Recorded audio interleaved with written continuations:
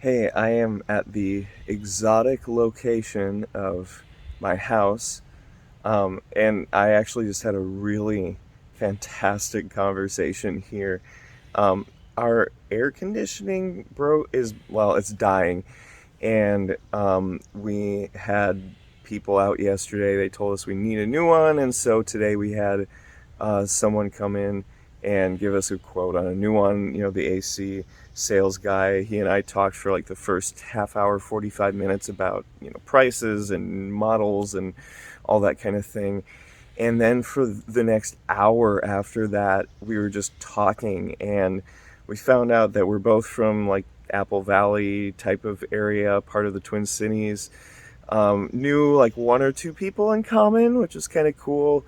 But I got to share about what I do. I got to share the gospel with him. I got to share my testimony and some cool things that I've seen happen in ministry while I've been out here. And then he shared a story from his life about how there was a guy when he was kind of a younger adult, and the two of them had a beef with each other.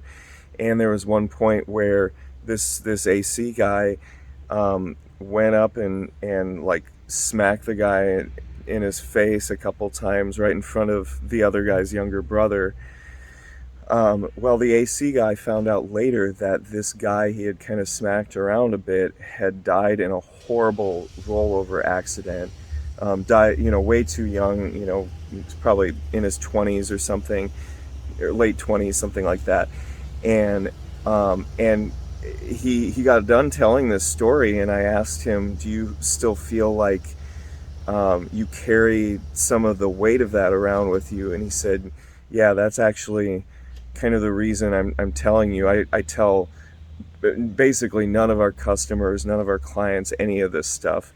But knowing what you do, I wanted to share that with you." And I told him, you know, basically, why don't you, talk to God about that? Because the way that the Bible talks about God, it's not so much like a religious type, of relationship, but a lot more like a father and son.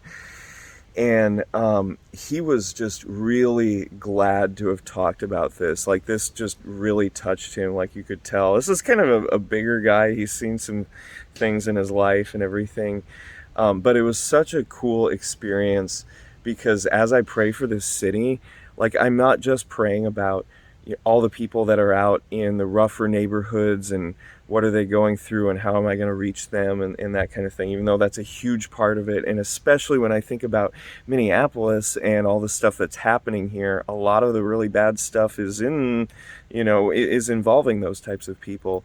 But this is like, the average guy with a job and a family and everything like that. And God just gave me this opportunity right here in the midst of getting, a quote for an air conditioner.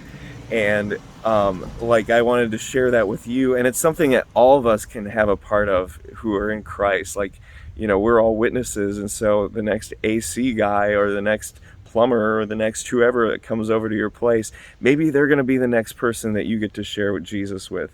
So keep this guy in your prayers, and keep tuned in, because you'll hear about more of what God's doing here in the Twin Cities.